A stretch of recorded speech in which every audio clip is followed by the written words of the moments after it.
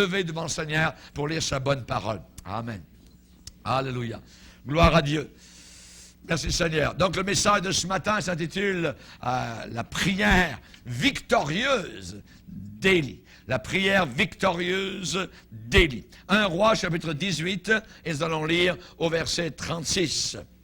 1 Roi chapitre 18 verset 36. Au moment de la présentation de l'offrande, Élie, le prophète, s'avança et dit, donc devant la foule, « Éternel, Dieu d'Abraham, d'Isaac et d'Israël, que l'on sache aujourd'hui que tu es Dieu en Israël, que je suis ton serviteur et que j'ai fait toutes ces choses par ta parole. Réponds-moi, Éternel, réponds-moi, afin que ce peuple reconnaisse que c'est toi, Éternel, qui es Dieu, et que c'est toi qui ramènes leur cœur. » Et le feu de l'Éternel tomba, et il consuma, brûla littéralement l'holocauste, le bois, les pierres, la terre. Et il absorba l'eau qui était dans le fossé. Quand tout le peuple vit cela, ils tombèrent sur leur visage et dirent, « C'est l'Éternel qui est Dieu, c'est l'Éternel qui est Dieu. » Saisissez les prophètes de Baal, leur dit Élie, qu'aucun d'eux n'échappe. Et ils les saisirent. Élie les fit descendre au torrent du Kison, où il les égorgea. Amen. Père, nous voulons te bénir, te glorifier pour ta parole puissante. Nous te remercions pour ces moments précieux, moments solennels, où nous sommes dans la joie en ta présence. Parle à chacun de nos cœurs. Que le message de Dieu ce matin, par ce serviteur, puisse toucher ces âmes. Tu es le Dieu vivant qui veut nous enflammer. Nous voulons dans nos vies, dans notre église, dans nos familles, avoir cette parole inscrite et le feu de l'Éternel tomba. Nous voulons que ton feu tombe. Nous voulons que l'Esprit de Dieu vienne. Nous voulons et désirons une nouvelle Pentecôte. Nous voulons chasser le découragement, la peur, l'impureté, les démons. Nous voulons te plaire. Nous voulons te servir. Nous voulons marcher avec joie sur les serpents et les scorpions et toute la puissance de l'ennemi. Et nous savons très bien que rien ne pourra nous nuire. À toi soit toute la gloire, car nous n'avons rien à craindre. Nous voulons marcher dans la piété, nous voulons marcher dans la vertu, alléluia, parce que la femme vertueuse, parce que l'église vertueuse se rit de l'avenir, alléluia. Merci mon sauveur, tu es le grand Dieu de gloire qui a pour nous un avenir, un futur, alléluia. Tu es bon Seigneur, tu as tout préparé d'avance, tu as prévu Seigneur pour chacun de nous une place merveilleuse, un endroit de gloire, une maison bâtie sur les collines éternelles. Merci pour notre Sauveur qui a tout accompli pour nous et qui a tout payé. Merci Père, dans le nom de Jésus-Christ, nous disons Amen. Et tout le peuple dit Amen. Amen. Gloire à Dieu. Vous pouvez vous asseoir, frères et sœurs. Alléluia. Gloire au Seigneur. Que Dieu soit glorifié. Amen. Ce matin, le thème sera la victoire. Être victorieux au milieu de la souffrance, au milieu de l'épreuve, au milieu de l'apostasie ambiante. Exactement ce que Élie a vécu. Autour de lui, il n'y avait qu'épaves, il n'y avait que morceaux qui étaient brisés, il n'y avait que naufrages. Et sa prière a vaincu l'ennemi. Ce qu'aujourd'hui l'Église a besoin, c'est la prière. Que les chrétiens soient relevés, soient de nouveau encouragés et fortifiés et se tournent vers Dieu dans une prière fervente. La Bible dit que la prière fervente du juste a une grande efficacité. Alléluia. Et la prière de Élie a vaincu l'ennemi, a vaincu Baal, a vaincu les serviteurs de Baal, les princes maître de ces fausses religions, qui étaient une imitation de Dieu et évidemment des vrais serviteurs de Dieu. On voit que Élie avait la trempe d'un réformateur. Élie était un vrai réformateur avant les Wycliffe, avant les Martin Luther, avant les John Knox. Évidemment, cet homme se tenait haut et fort devant l'apostasie. Dieu est capable de prendre un seul homme devant des milliers d'autres et savoir que cet homme, eh bien, est entouré de Dieu et des anges du Seigneur et a la victoire sur les ennemis qui sont plus nombreux. Dieu ne regarde pas les chiffres, Dieu ne regarde pas les nombres, Dieu regarde le cœur. Il regarde simplement un homme. Et si c'est un seul, eh bien cet homme est la majorité s'il marche avec le Seigneur.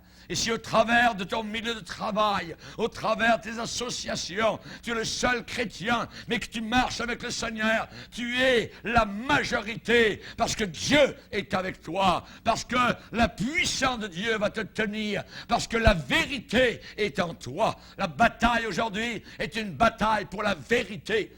La vérité est mise en échec.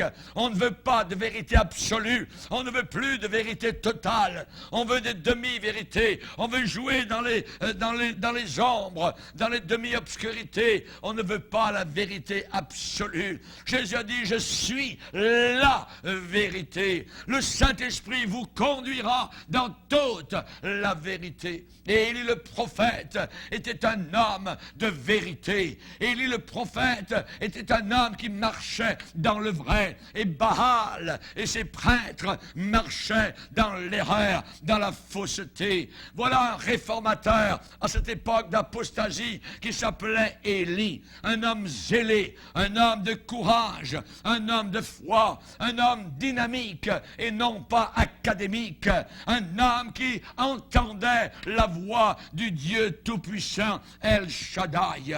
On voit que ces faux prophètes, bien nombreux par centaines, tentaient Israël. Et le peuple avait le cœur partagé. Le cœur du peuple était entre deux eaux. Ils adoraient Baal, ils croyaient à l'Éternel. Ils étaient, comme beaucoup de chrétiens aujourd'hui, tièdes. Ils aimaient le monde, mais ils aimaient en même temps Dieu. Et on ne peut pas. Si on aime le monde, on ne peut pas aimer Dieu. Si quelqu'un veut être ami du monde, il sera ennemi de Dieu.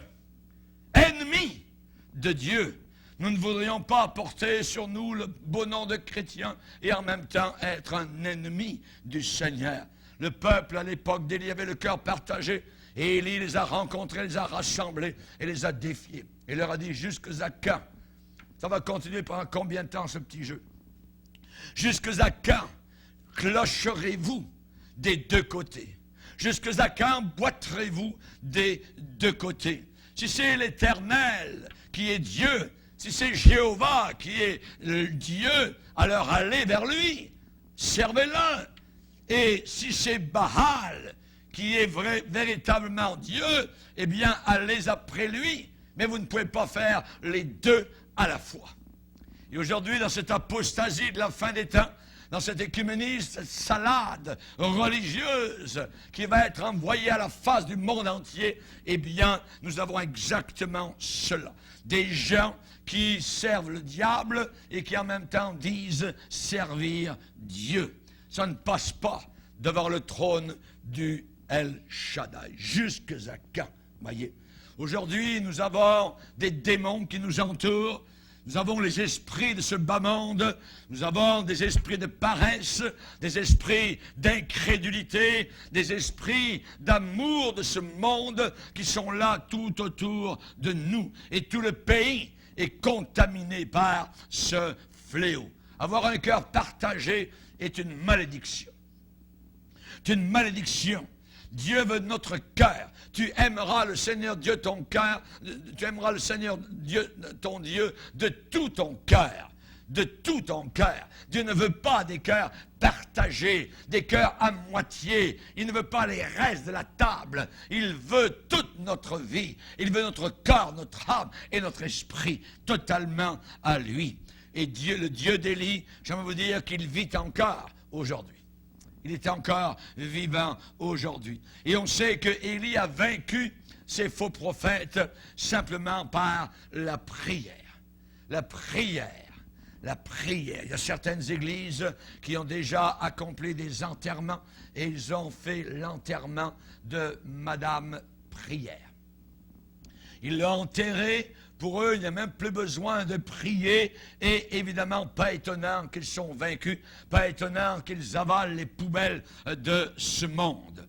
Chers amis, Élie a vaincu. Il a vaincu les faux prophètes par la prière. Aujourd'hui, nous parlons de la prière victorieuse d'Élie.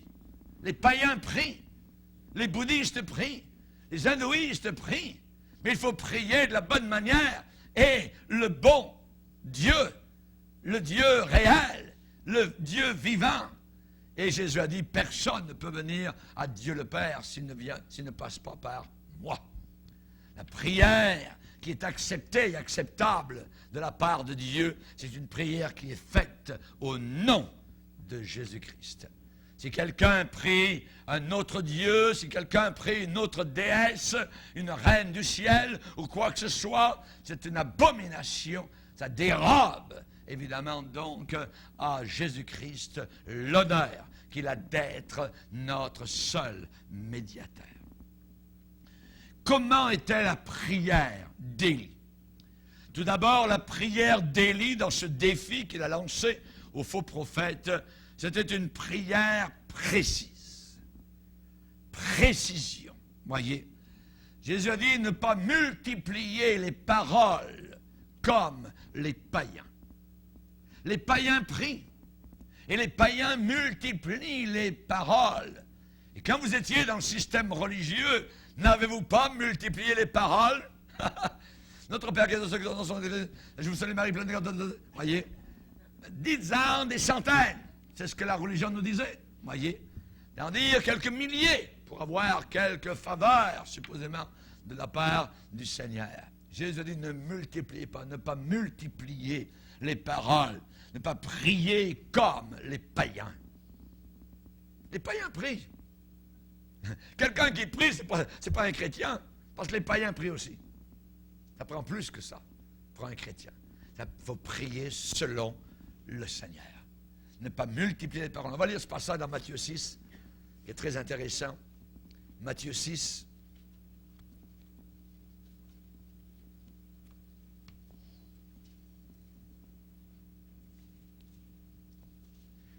Verset 7.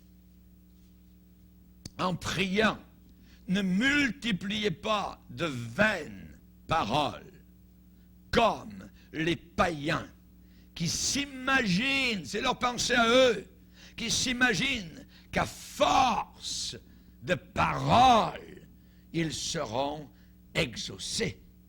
Ne leur ressemblez pas, car votre Père sait de quoi vous avez besoin avant que vous le lui demandiez.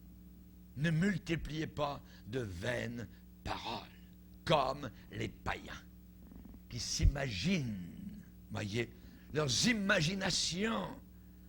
Ah, mais mon père était catholique et il a toujours prié depuis son enfance. Et moi aussi, j'ai toujours prié depuis mon enfance. Un chrétien qui m'a dit ça, qui n'est plus avec nous aujourd'hui. Était-il sauvé, son père? Et lui, enfant, était-il sauvé? Moi aussi, j'en ai des prières. Avant que je sois sauvé, j'avais acheté un dizainier, imaginez, catholique. Et là-haut, sur le haut du bateau, le matin, à 4 heures de quart, la sentinelle est en train de prier. Vous salue Marie, pleine de grâce, mon dizainier dans la poche. Notre Père qui est dans son Église. J'en ai dit. Vous voyez. Est-ce que c'est ça qui m'a sauvé? Non. Le sang de Jésus. Une goutte de sang cramoisi de la croix m'a sauvé. Alléluia. Aujourd'hui, allez dans n'importe quelle église évangélique, vous n'entendrez plus jamais parler contre l'erreur de l'église catholique romaine. Qu'est-ce que ça veut dire? Ils sont apostats, ils ont peur. Et s'ils savent l'erreur, ils ne veulent pas la dire. Ils ne veulent pas la donner. Pourquoi ils sont pris? Ils sont faibles. Auparavant, nos anciens pasteurs nous faisaient des séries entières sur les erreurs de l'Église romaine catholique, de laquelle nous étions sortis. Mais quand vous vous joignez dans le lit d'adultère avec cette prostituée, vous n'allez pas parler contre elle. Non, vous dites au contraire, elle est chrétienne. Ce sont des chrétiens. C'est de l'erreur, c'est de la fausseté, du mensonge, du poison. On va en parler dans la conférence. La conférence sur la fin des temps, vendredi prochain. Intitulée La Belle et la Bête. La Belle et la Bête. La séduisante, la reluisante, qui est très dangereuse. Allez dans le lit d'une prostituée physiquement, pensez-vous que vous allez aller au ciel? Il est dit aucun adultère n'héritera le royaume de Dieu. Aucun impudique n'entrera. Et Dieu ne changera jamais sa parole. La même parole que nous lisons là, maintenant, que nous avons sous les yeux, la même parole nous sera présentée là-haut dans la gloire éternelle. Et personne ne pourra dire, mais je pensais que... Non. La même parole. Vont prendre la parole de Dieu au sérieux. Pas un seul iota ne passera. Pas un seul trait de lettre qui ne passera, a dit le Seigneur. David a dit, Seigneur, tu exerces mes mains au combat. Nous avons une église vaincue aujourd'hui souvent qui ne combat plus pour la vérité, mais qui maintient des gens qui n'ont comme seul but que d'avoir une foule, des foules, des foules, des foules.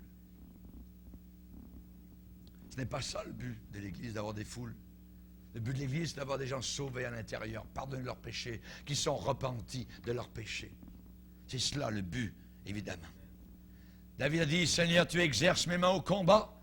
Vous savoir exercer, lisez les épîtres de la parole de Dieu, vous allez voir toutes les fois que Paul a combattu, il explique l'erreur. Savez-vous pas que ceci, savez-vous pas que cela, n'allez pas ceci, attention philosophie humaine, que personne ne fasse de vous sa proie par une vaine philosophie, par des imaginations humaines. Nous n'avons pas besoin de pensée humaine, d'imagination humaine, c'est la pensée de Dieu. Paul a dit, or nous avons la pensée de Dieu. Nous savons ce que Dieu pense. Et nous savons sur quelle base le monde sera jugé et condamné. Chers amis, nous n'avons pas besoin d'une vapeur religieuse. Il y a beaucoup de gens qui prient, ils parlent beaucoup et ils se relèvent de leur prière. Ils ne savent même plus ce qu'ils ont demandé. Ils ne savent même plus ce qu'ils ont demandé. Voyez. Ce qu'il faut, c'est que Élie était précis dans sa prière et quand nous prions, nous devons exposer clairement nos désirs, ce que nous avons dans le cœur au Seigneur. Dire, voilà Seigneur, c'est ça. Je me tiens devant toi pour ce but précis, pour cette personne, pour cette situation. Oui, précis. On n'est pas là pour prier pour tuer le temps. Pour tuer le temps. J'ai vu une personne qui venait à la prière et la personne était assise au fond, assise. Jamais une seule fois sur les genoux, vous voyez. Je ne dis pas qu'on ne peut pas prier assis, mais de temps en temps, c'est bon de se mettre à genoux, de temps en temps, on peut s'asseoir. Mais la personne, tout le temps, arrivée, assis, les deux mains sur un ventre bien bombé, j'ai rien contre son ventre, voyez, mais les deux mains bien bloquées là, les deux yeux ouverts, et pendant 2 heures, qui durait la réunion de prière, rester assis comme ça. Et le monsieur repartait, il pensait qu'il avait prié. On n'est pas dans la réunion de prière pour tuer le temps. On n'est pas dans la réunion de prière pour un show. Oui. Et on sait que le Seigneur a bien déclaré, Jésus, il a dit, ma maison sera appelée une maison de prière pour toutes les nations. Une maison où l'on prie, une maison où l'on pleure, une maison où l'on cherche Dieu, une maison où l'on adore le Seigneur, une maison où l'on loue le Seigneur. Une maison de prière. Et le Seigneur a dit à son époque, eh bien, il a regardé les gens dans le temple, et il les a vus, oh, les gens étaient là, les foules étaient là, mais il a dit, ce peuple m'honore des lèvres, juste des lèvres, mais leur cœur est éloigné de moi. L'homme regarde à l'extérieur. Ah, c'est merveilleux. On avait tant de personnes devant nous, tant de centaines, tant de milliers. Ça ne veut rien dire. Dieu regarde le cœur. Je peux avoir des milliers, des centaines de païens devant moi. Religieux, oui. Qui prient, oui. Je dis, ne soyez pas comme les païens qui prient. Les païens vont dans les lieux religieux. Ils vont dans des temples. Ils vont dans des pèlerinages. Ils suivent leur religion. Nous ne sommes pas dans une religion, nous sommes dans une relation vivante, efficace avec Jésus-Christ, notre Sauveur. Amen. Et cette relation va durer pour longtemps et pour toujours. Alléluia. Merci Seigneur. Ce peuple m'honore des lèvres, mais leur cœur est éloigné, loin de moi. Qui était loin de la maison du Père? Le Fils prodigue. Le Fils prodigue.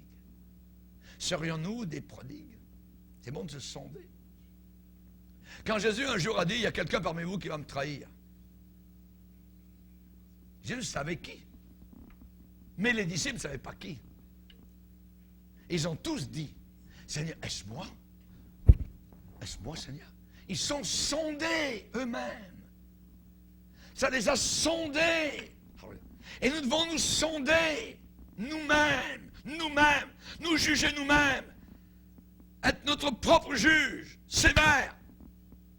Ne pas nous caresser l'épaule, voyez. Tu n'es pas si pire que ça.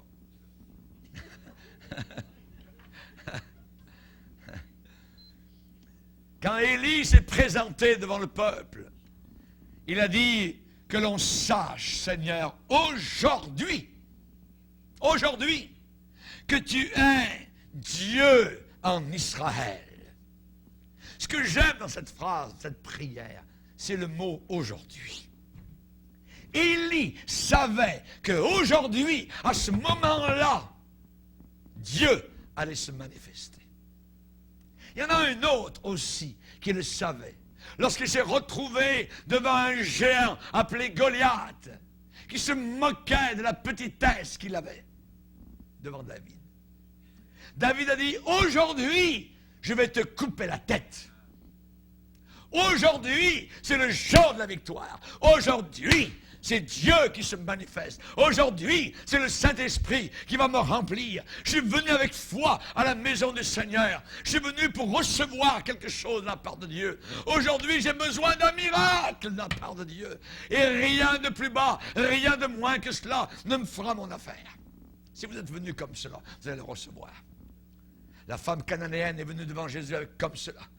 Seigneur, ma fille est cruellement tourmentée à la maison par un démon. Il faut que tu la délivres. Elle croyait à distance. C'est une femme qui vivait à l'extérieur des frontières d'Israël. Elle avait fait le voyage juste pour venir devant Jésus. S'il te plaît, Seigneur. Le Seigneur a testé sa foi. Je ne suis pas venu pour des gens à l'extérieur d'Israël. Oui, mais Seigneur, elle est restée. Elle n'a pas bougé. Le Seigneur a dit, c'est pas bien de prendre le pain des enfants. Je suis venu pour Israël. C'est pas bien de manger à la table d'Israël. Toi, tu es une païenne. Oui, mais Seigneur, les petits chiens qui sont en bas mangent les miettes. Donne-moi une miette. Elle n'a pas lâché. Oh, à la fin, Jésus s'est retourné et a dit, femme, ta foi est grande. Repars, que te soit fait comme tu crois. Et il vous sera fait comme vous croyez. Comme vous croyez, selon votre foi. Nous serons mesurés avec la mesure dont nous mesurons. Comment était la prière d'Élie, une prière précise, que l'on sache aujourd'hui que tu es Dieu en Israël. Que tu es Dieu en Israël. Sa raison fondamentale à Élie dans ce défi n'était même pas la conversion du peuple de Dieu. Il n'a pas dit, Seigneur, qu'ils se convertissent. Non.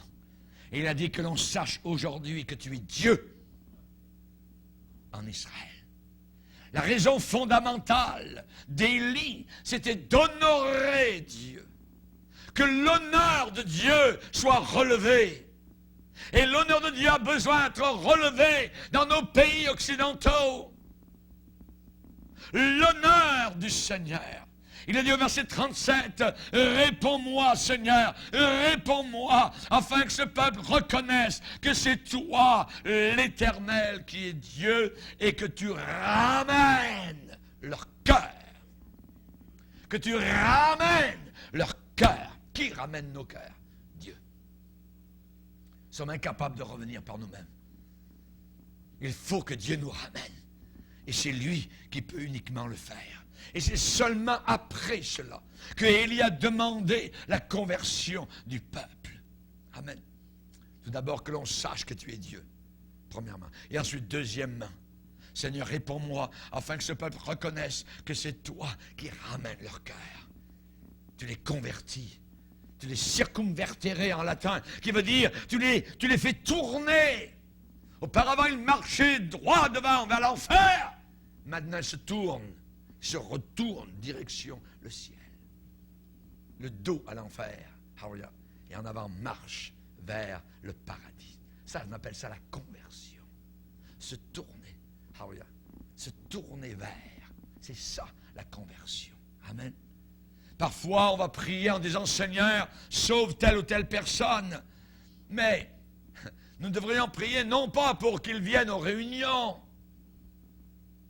Seigneur, sauve telle ou telle personne, non pas pour qu'ils ne soient pas perdus en enfer. Mais nous devrions prier, Seigneur, sauve telle ou telle personne. Premièrement, pour que ton saint nom ne soit plus blasphémé par leur état d'inconvertis. Les inconvertis blasphèment le nom du Seigneur chaque jour par leur état de rébellion, de résistance à Dieu, de non-soumission à la volonté du Père et de soumission à la parole divine. La Bible dit, quand vous priez, dites que ton nom soit sanctifié. Que ton nom soit sanctifié. Les païens ne sanctifient pas Dieu, ils blasphèment Dieu par leurs paroles, oui, mais aussi par leur manière de vivre, par leur manière de faire, par leurs actions, par leurs réactions. Ils blasphèment tous les jours, et jour et nuit, le nom du Seigneur. Notre Père qui es aux cieux, que ton nom soit sanctifié, que ton nom, votre nom, c'est votre personne. Le nom de Dieu, c'est la personne même de Dieu. En France, ils ont un blasphème abominable. Ils disent nom de Dieu. Directement. C'est abominable. Ici au Québec, ils disent Christ. Mais encore là, c'est le nom du Sauveur bien-aimé qui est mort pour mes péchés et les leurs. Vous voyez comment Satan. On nous a dit que dans certains endroits, dans les siècles passés, où le nom de Jésus-Christ n'avait même pas été mentionné, des missionnaires arrivaient et les païens blasphémaient. Et sans connaître Christ, ils blasphémaient le nom de Christ. Et évidemment poussés par les puissances diaboliques, sans le connaître, sans jamais avoir entendu parler. Mais Satan connaît Christ. Satan connaît. Il sait qu'il est vaincu. Et qu'il a été vaincu à la croix du Calvaire. Et il y a toujours, comme j'ai dit à la réunion de prière, à la nuit de prière, vendredi soir passé, et il y a toujours, chaque jour, une image du Calvaire sous vos yeux. Passez du temps devant la croix. Passez du temps devant le Seigneur et remerciez le Père pour le fait que vous pouvez l'appeler Père à cause du sang précieux de Jésus-Christ. Les islamistes, les bouddhistes et les religions mondiales n'appellent jamais Dieu Père. Nous appelons Dieu notre Père. Jésus dit, quand vous priez, dites notre Père. Amen. Et c'est à cause de lui. Et nous devons sanctifier le nom de Dieu. Le sanctifier, pas le rouler dans la boue. Quand vous priez, dites notre Père qui es aux cieux, que ton nom soit sanctifié. Je dirais que tes noms soient sanctifiés. Car Dieu a plusieurs noms. Le nom de Jéhovah Tsidkenu, qui veut dire l'éternel notre justice, c'est le pardon. Si vous n'avez pas la justice de Christ, vous êtes perdu. Si c'est vos bonnes œuvres, vous êtes perdu. Aucune bonne œuvre. Personne ne rentre dans le ciel par ses bonnes œuvres. C'est la raison pour laquelle le nom de Dieu est si important, je dois le sanctifier. Jéhovah Tsidkenu, mon péché est effacé. Il s'appelle aussi Jéhovah Makadish, qui veut dire l'Éternel sanctifie, me met à part de l'esprit de ce monde. C'est un don merveilleux, un cadeau qu'il m'a fait d'être mis à part. Et sans la sanctification, nul ne verra le Seigneur. Il faut être sanctifié pour voir un jour Dieu. Un autre nom, c'est Jéhovah Shalom, l'Éternel notre Père. Il n'y a plus de partition, il n'y a plus de séparation. J'ai la paix avec Dieu. J'entre dans la présence du Père avec joie, avec assurance. Je suis bienvenu. Il me demande de venir vers lui, de présenter mes requêtes, de le louer, de le bénir, de pleurer devant lui, d'intercéder. Alléluia. C'est un nom merveilleux, Jéhovah Shalom. Allez en Israël, vous allez voir, il vous salue toujours comme cela. Shalom. Shalom. La paix. Amen. Nous avons trouvé le prince de la paix. C'est Jésus-Christ. Jéhovah Shalom s'appelle Jésus. Jéhovah Shammah, l'Éternel est ici. Sanctifiez le nom de Dieu est ici. On a la vision, la présence de Dieu. Nos yeux sont ouverts. Nous avons chanté, ouvre mes yeux sont ouverts. Alléluia. Ils sont ouverts. Ils ont été ouverts. Alléluia. Avec le tire-bouchon, alléluia, du Saint-Esprit. Gloire au Seigneur. Et ça fait pouf, comme une bouteille de champagne. Alléluia, gloire à Dieu. Amen. Et ça fait pouf dans mon cœur. J'ai vu, j'ai compris, j'ai réalisé. Il y a un but à la vie. Si Christ n'existe pas, cette vie est une folie totale. C'est une folie, il n'y a rien, il n'y a pas d'espérance. Tuons-nous tous ensemble. Allons en haut du pont Jacques-Cartier, montons en haut d'une tour et tombons par terre. Ça n'a aucun sens. Si après la mort, il n'y a plus rien. Cette boule qui est là, comme dit Jean-Paul Sartre, vous voyez, avec l'existentialisme, juste une petite boule de terre, une boule de la boue, puis on vient de nulle part, on va de nulle part, on est comme des animaux. Son nom. Et il y a prié et a dit, Seigneur, que l'on sache aujourd'hui que tu es Dieu en Israël, que ton nom soit glorifié. Il s'appelle Jéhovah Rophi, l'Éternel qui guérit. Alléluia. Oui, un chrétien peut être malade, mais il y a une guérison dans le Seigneur. Lisez vos évangiles, relisez l'évangile de Matthieu, Luc, Marc, Jean. Vous verrez les miracles. Et Jean va terminer en disant, si l'on voulait raconter tous les miracles que Christ a fait, le monde entier ne pourrait pas contenir les livres qui seraient écrits à ce sujet-là. Il en fait des miracles de guérison. Son nom, c'est Jéhovah Rophi, l'Éternel qui guérit. Voilà la défaite encore des démons. La santé restaurée, le malade est relevé, le paralytique marche, le sourd entend, l'aveugle voit. Alléluia! Et l'évangile est annoncé aux pauvres. Merci Jésus, merci Seigneur. Son nom, c'est Jéhovah Jireh. Alléluia, l'Éternel pourvoira. Voilà la solution. Voilà la provision. Pas vers les hommes, pas vers les thérapies de monsieur un tel, de madame un tel, pas par les nouveautés, nouvelles révélations, pas par les lignes de la main, pas par l'occultisme ou quoi que ce soit, non, par le Seigneur notre Dieu qui s'appelle Jéhovah Jireh, à la montagne de l'Éternel, il sera pourvu. L'Éternel pourvoit. Il a la solution. Jésus est la solution à tous nos problèmes. À tous nos problèmes. À tous nos problèmes. Si vous avez un doute vis-à-vis de cela, alors fermez votre Bible, vous pouvez vous en aller. Moi, je crois que Jésus-Christ est la solution à tous nos problèmes. À tous nos problèmes. La provision se trouve en lui. Il s'appelle Jéhovah Nissi, l'Éternel, ma bannière. Alléluia. C'est beau de voir une bannière, le drapeau du Canada qui flotte un jour de vent. Alléluia. Ça fait... Vous voyez, bannière de bataille aussi. Amen. Quand les Romains partaient en bataille, il y avait des bannières. Gloire au Seigneur. Au travers des siècles, les hommes ont aimé les bannières. Et nous avons la bannière, ma bannière, c'est Jésus-Christ, notre Sauveur. Il s'appelle Jéhovah Nissi. Alléluia. Une explosion de victoire, une explosion de joie. La sécurité est assurée, la victoire est totale. Elle a été accomplie à la croix il y a 2000 ans. Merci Seigneur.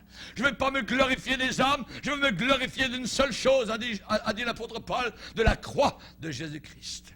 Il s'appelle Jéhovah El-Roi, l'Éternel mon berger. Alléluia. Ah, que ces pâturages sont merveilleux. Que sa nourriture est satisfaisante. Une fois que vous avez goûté à la nourriture du Seigneur, à la mangeoire de Jésus, vous ne sortez plus de la bergerie. Vous êtes là, vous êtes bien, alléluia. C'est encourageant, vous êtes fortifié, votre âme est remplie de force. Comme vous nourrissez votre cœur, vous nourrissez votre âme. Amen. Gloire au Seigneur, l'Éternel mon berger, il y a de la protection. Que l'on sache aujourd'hui, que tu es Dieu en Israël. Alléluia. Et on sait qu'Élie avait la ferme conviction de l'exaucement. Ne priez pas en l'air. Il priait pour des réponses. Et nous ne prions pas pour prier, nous prions pour des réponses. Alléluia. Gloire au Seigneur. Comment pouvait-il le savoir? Comment pouvait-il le savoir? Est-ce que c'était une histoire de pile ou face? Peut-être ça va arriver, peut-être ça n'arrivera pas, je ne sais pas. On va voir. Non. C'était une histoire d'une aventure avec risque et péril. Imaginez des milliers de personnes qui étaient là, sur la montagne du Carmel, au-dessus de la Méditerranée, qui étaient venus pour voir. Et il est dit, le Dieu qui répondra par le feu sera le vrai Dieu. Il fallait qu'il soit certain. Il fallait qu'il soit certain. Et comment pouvait-il le savoir? Il aurait pu être blâmé par les prêtres de Baal. Des milliers de personnes le regardaient. Ils le regardaient. Je vais vous dire la réponse. C'est que Élie était un homme d'une obéissance absolue. Dieu donne son Saint-Esprit, pas à n'importe qui, à ceux qui lui obéissent. C'est l'obéissance qui vaut mieux que les sacrifices. Car la désobéissance égale occultisme. Désobéissance égale diabolisme, satanisme. Désobéir à Dieu est quelque chose de terrible, condamné partout dans la parole de Dieu. Il obéissait. Que l'on sache aujourd'hui que tu es Dieu en Israël, que je suis ton serviteur et que j'ai fait ces choses sur ta parole. Oh. Ça veut dire que Dieu parlait à cet homme et qu'il avait entendu la voix de Dieu et qu'il pouvait défier le pays entier. Quand vous avez passé du temps au pied de Dieu, que Dieu vous a parlé, je ne parle pas d'une prière de 5 minutes, je vous parle d'un temps avec Dieu prolongé. Vous ressentez rafraîchi, baigné, rempli. Vous coulez littéralement de l'huile d'onction du Seigneur. À ce moment-là, vous êtes capable de faire face au monde entier. Amen. Alléluia. Gloire à Dieu. Merci Seigneur. Obéissance absolue. Dieu donne son Saint-Esprit à ceux et celles qui lui obéissent. Et il y obéissait et il avait entendu la parole. Il ne faut pas venir entendre un sermon. Il faut venir entendre Dieu nous parler. Que Dieu nous dise quelque chose ce matin. Amen. Et ce que Élie est en train de dire au peuple, c'est je suis là, ce n'est pas de mon initiative personnelle. J'ai fait ce que Dieu m'a demandé de faire. Je suis ton serviteur, Seigneur. J'ai fait toutes ces choses par ta parole. Maintenant, Seigneur, fais ce que je ne peux pas faire. J'ai fait ce que je devais faire, ce que tu m'as commandé de faire. Maintenant, toi, Seigneur, fais l'impossible. Par ta parole. Vous rappelez que c'est très important de vivre par cette parole. Dieu a pris un très grand risque. Il a bâti son Église mondiale sur un petit livre appelé la Bible. Il a dit, vous trouverez tout là-dedans. Il nous a fait confiance. À nous de le garder tel que nous l'avons reçu. Sans le mépriser, sans le changer, sans le moderniser, en l'aimant, en l'acceptant tel quel. Ce n'est pas à nous à juger la Bible. Aujourd'hui, vous allez dans des lieux, des églises, le pasteur va dire, oui, vous avez entendu dire qu'au travers de ça voulait dire ça, mais ça ne veut plus dire ça maintenant. Mais on a fait des études en grec, en hébreu, tout ça, ça. Mon œil! Ce que nous avons cru au travers des siècles, ce que des hommes de Dieu, des femmes de Dieu ont cru, nous le croirons aussi. Nous ne changerons pas, pourvu que nous gardions la parole telle qu'elle nous a été annoncée. Seigneur, j'ai travaillé toute la nuit sans rien prendre, mais sur ta parole, je jetterai le filet. Tu l'as dit, je le fais. Il le fait. Oh, voyons donc, merci Seigneur. Le filet est plein. Sur ta parole. Sur ta parole. Ils n'ont plus de vin, Jésus. Allez chercher des jarres, remplissez-les d'eau. Oui, mais j'ai dit du vin. Remplissez-les d'eau. Il les remplit, il les dit jusqu'au bord. Ras-le-bord. Overflow. Ça coule un peu par-dessus bord. Alléluia, gloire à Dieu. Êtes-vous une cruche? Rempli. Rempli. C'est beau d'être une cruche vide, c'est terrible. Une cruche remplie. Alléluia. Gloire au Seigneur. L'eau, symbole de la parole de Dieu. Si un homme ne naît d'eau et d'esprit, d'eau et d'esprit, les deux éléments par lesquels quelqu'un doit être sauvé, c'est par l'eau et l'esprit. La parole, l'eau représente dans la Bible la parole de Dieu. La parole de Dieu. Ézéchiel est descendu dans le fleuve de l'esprit, le fleuve de la parole. Il avait de la parole jusqu'aux chevilles. L'ange lui a dit, va plus loin. Il avait de la parole jusqu'aux genoux. Va plus loin. Il avait de l'eau jusqu'à la taille. L'ange a dit, va plus loin. Il dit, là, il fallait que je nage. Nager dans la parole. Appuyez-vous sur cette parole. Appuyez-vous sur la parole de Dieu. Nous sommes le peuple du livre. Même les islamistes nous le disent. Vous, les chrétiens, vous êtes le peuple du livre. Oui, nous le sommes. Le peuple de la Bible, la parole de Dieu. Merci Seigneur. Amen. Par ta parole. J'ai fait toutes ces choses par ta parole. Marie a dit, faites tout ce qu'il vous dira. Faites tout ce qu'il vous dira. Marie n'a jamais dit, faites tout ce qu'il vous dira. Faites tout ce qu'il vous dira. C'est un message pour les catholiques. Marie a dit, faites tout ce que Jésus va vous dire. Tournez-vous vers Jésus, vers la Bible, vers la parole de Dieu. Amen. Alléluia. Sur ta parole, faites tout ce qu'il vous dira. Josué, devant Jéricho, a dit au chef d'armée qu'il a vu, devant lequel s'est prosterné, qu'est-ce que mon Seigneur dit à son serviteur? Qu'est-ce que mon Seigneur dit à son serviteur? La parole. Et le Seigneur a dit comment faire. Vous tournerez une fois par jour. 7e jour, vous tournerez 7 fois autour de Jéricho. Tout va tomber. Qu'est-ce que mon Seigneur dit? Qu'est-ce que le Seigneur vous a dit durant cette semaine? C'est la parole. J'ai fait toutes ces choses sur ta parole. Mais Élie n'a pas osé prier dans ce sens avant d'avoir fait quelque chose. Premièrement, il a relevé l'autel qui était débâti, qui était totalement renversé. Et nous devons être sur le terrain de l'autel, le terrain de la croix. Il faut que la croix soit relevée, que l'œuvre sacrificatoire de Christ soit de nouveau sous nos yeux. Pas nos œuvres, mais l'œuvre unique de Christ soit relevée. Alors, le feu tombera. Amen. Il faut vivre dans la sainteté, devenir participant de Christ, nous identifier à la vie sainte de Jésus-Christ. Et Élie n'a pas prié avant que le fossé de séparation soit creusé.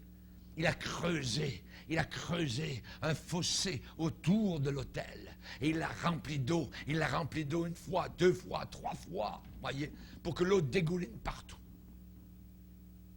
Est-ce que la parole de Dieu dégouline sur votre vie? Est-ce que vous êtes trempé de la parole? Ah, je veux vous tremper de la parole de Dieu. Je veux que vous ressortiez de là rempli. Ah oui, vous ayez de la parole de Dieu dans le nez, dans les oreilles, que ça vous sorte par les yeux, par la joie, par la paix, par les louanges, par la prière. Gloire au Seigneur. Que Dieu soit béni. Fossé de séparation. Un fossé, je dirais, qui est constant. Séparation d'avec le monde. Et il n'a pas osé prier avant que le taureau soit coupé par morceaux. Avez-vous coupé votre taureau? C'est vous le taureau. C'est à vous à vous offrir sur l'autel. Ce taureau qui fonce. Ce taureau qui écorne, voyez, qui est capable d'écraser l'un et l'autre, voyez. Il faut tuer votre taureau. Et avec la parole de Dieu, couper, cisailler s'il le faut, les nerfs qui résistent, la chair qui ne veut pas se soumettre. Amen. Comment est votre taureau ce matin? Est-il mort? Amen. Jean dit, ce que nous demandons, nous le recevons parce que nous gardons ses commandements et nous faisons ce qui lui est agréable. Dieu va répondre quand tu seras totalement agréable à Dieu. C'est une parole du Saint-Esprit. Élie était un homme comme nous, puissant dans la prière parce qu'il faisait la volonté de Dieu. Et quand il a prié, il a dit que le feu est descendu, a consumé la chair, l'holocauste, le bois, la terre, l'eau, les pierres. Tout ce qui était terrestre a été brûlé par le feu. Et Dieu veut brûler tout ce qui est terrestre de nous. Toutes les scories, la pourriture, la saleté qui est là au fond de nos cœurs. Et le peuple a reconnu le Seigneur. Il a dit, oh, c'est le Seigneur qui est Dieu. C'est le Seigneur qui est Dieu.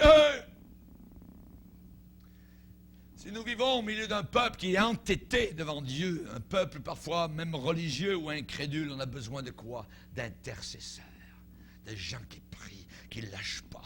La prière fervente de juste a une grande puissance, grande force. Et nous négligeons notre plus grande force, qui est la prière, souvent. Dieu va dire, je cherche un homme qui se tienne à la brèche. Il y avait à l'époque d'Élie des ennemis qui étaient comme enracinés. Ça semblait bien pris. Il y avait des ennemis qui séduisaient le peuple. Ils ont été vaincus, plus que ça, exécutés. On ne rit pas. Dans l'Ancien Testament, les faux prophètes sont tués. Et il y a dit, les faux prophètes, maintenant que vous avez vu qui est Dieu, alors prenez-les tous, qu'aucun d'eux n'échappe. Qu'aucun d'eux n'échappe. Voyez. La Bible dit, comment échapperons-nous si nous négligeons un si grand salut? Si nous le prenons à la légère. Si nous prenons l'Église de Dieu à la légère. Les choses de Dieu à la légère. Compter, peser, diviser. Tu as été trouvé léger dans la balance de Dieu et Dieu a mis fin à ton règne. C'est ce que dit à Dieu Belshazzar. Nous sommes pesés. Pesés comme nation, pesés comme Église, pesés comme famille, pesés dans le système d'éducation, nous sommes pesés dans le système politique, religieux. Nous sommes pesés dans les balances de Dieu. Serions-nous trouvés légers? Qu'aucun d'eux n'échappe. Et personne n'a échappé. Et personne n'échappera. Et le Seigneur va dire, au jour du jugement, il est dit, quiconque ne fut pas trouvé écrit dans le livre de vie fut jeté dans l'étang de feu. Le verbe terrible, c'est jeter, comme on jette de l'ordure. Quand vous êtes content, quand la poubelle est passée, le camion de poubelle, vous avez mis aux poubelles, ça, vous revenez à la maison, oh, c'est merveilleux, elle est vide. Les poubelles ont été jetées. Et les poubelles de ce monde, en parlant d'hommes et de femmes, légères et incrédules, seront jetées, pas dans un camion, dans les temps de feu. Dans les temps de feu. Qu'aucun d'eux n'échappe. Qui veut devenir un intercesseur comme Élie? Seigneur, que je sois un intercesseur. Si j'en suis un, que je continue à l'être. Si je n'en suis pas, aide-moi, Seigneur. Amen. Ce que nous avons besoin, évidemment, c'est de planifier. Amen. Souvent, nous planifions nos affaires, puis ça ne marche pas, puis ensuite nous prions. C'est pas comme ça que ça marche. Nous devons premièrement prier. Planifier notre temps de prière. Pas planifier nos affaires. Planifiez votre temps de prière et les affaires tomberont en place. 3 fois par jour, Daniel à Babylone priait. Il avait planifié. C'était systématique. Systématiquement, 3 fois par jour. Il est dit qu'il pliait les genoux. Pour plier les genoux, ce n'est pas une prière en passant comme ça, au travers du... Non, c'est un arrêt. Je suis obligé de m'arrêter, de plier les genoux et de me mettre devant le Seigneur. Plus que ça, il ouvrait les fenêtres vers Jérusalem. Ouvrons nos fenêtres vers le ciel. Amen. Baissons nos têtes et prions le Seigneur. La suite du message ce soir. Alléluia. Seigneur, nous voulons te bénir et te glorifier. Merci de nous inspirer, merci de nous aider, que ta parole, Seigneur, continue à frapper nos cœurs. Que nous puissions, Seigneur, non pas être une enclume, Seigneur, tellement dure de fer et d'acier, mais que nous puissions, Seigneur, sur le marteau de ta parole, être brisés Apprends-nous, Seigneur, à honorer ton nom. Apprends-nous, Seigneur, à demander plus, à recevoir le feu d'en haut, la puissance du Saint-Esprit dans nos cœurs, qu'une nouvelle Pentecôte descende sur nos vies, sur nos familles, sur nos foyers. Te demandons de ramener nos rétrogrades, ou de prions de sauver les perdus, Seigneur, mais que ton nom soit honoré, car tu es le Dieu qui nous entend. Merci, car aujourd'hui encore, tu es le Dieu vivant, assis sur le trône de gloire. Aujourd'hui, Seigneur, les Goliaths tombent. Aujourd'hui, le feu d'en haut, Seigneur, vient brûler nos scories. Au nom de Christ Jésus. Amen. Et tout le peuple dit Amen.